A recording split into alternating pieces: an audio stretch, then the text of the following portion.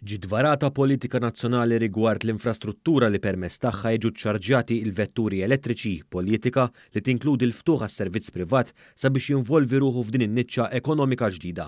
F'konferenza tal-aħbarijiet it-tnejn filgħodu ntqal li bekk issa investituri privati jistgħu japplikaw biex ikunu operaturi ta' charging pillars ma' regolatur għas-servizzi tal-enerġija u l-ilma ir-Rews.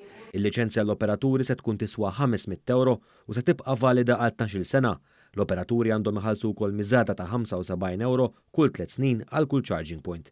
Il-kap eżekuttiv ta' Rews Marġona Bela qal li din l-inizjattiva setejn biex tagħmel tajjeb biex tiġi provduta infrastruttura iktar estensiva u jkun hawn aktar servizzi sabiex jiġu ċċarġjati vetturi li jaħdmu bl-elettriku li kull ma jmur dejjem qed ikomplu jiżdiedu anke b'riżultat tal-inċentivi li joffra l-Gvern favur ix-xiri tagħhom.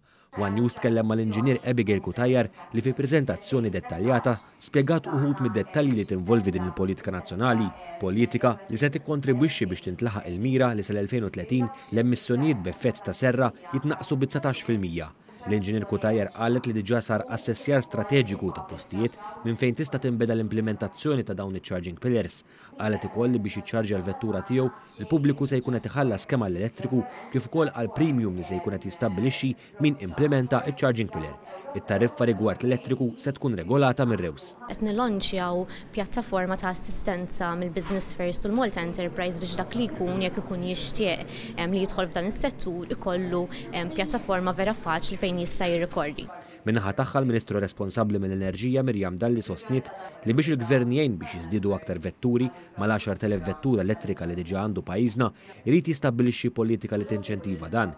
Hija saħqet dwar l-importanza tal-involviment tas-settur privat fl-implementazzjoni tas-sistema aktar b'saħħitha ta' charging pillars. Semmet ukoll interess li wara l-istess settur biex pajjiżna jkun attrezzat aħjar qalba minn vetturi li jaħdmu bil-petrol u d-diesel għal dawk li jaħdmu bl-elettriku.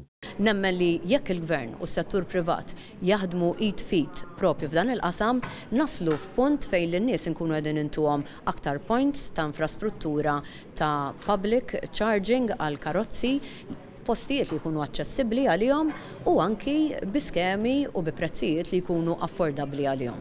Id-dokument dwar din il-politika nazzjonali jista' jiġi aċċessat mis-sit tal-Ministeru għall-Ambjent, l-Enerġija u l-Intrapriża.